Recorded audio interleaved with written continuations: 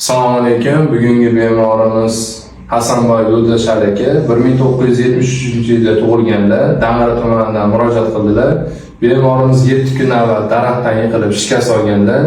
Bizga kelgandagi tashxislari o'ng boldir suyagining o'rta uchligidan qiya bo'lakli sinishi va o'sha boldir suyagining to'piq sohasidan boldirning pastki qismiga qarab sinib silishi bilan murojaat qilganlar. Bemorga yopiq usulda Ilizarov apparatini qo'yish amaliyot o'tkazildi.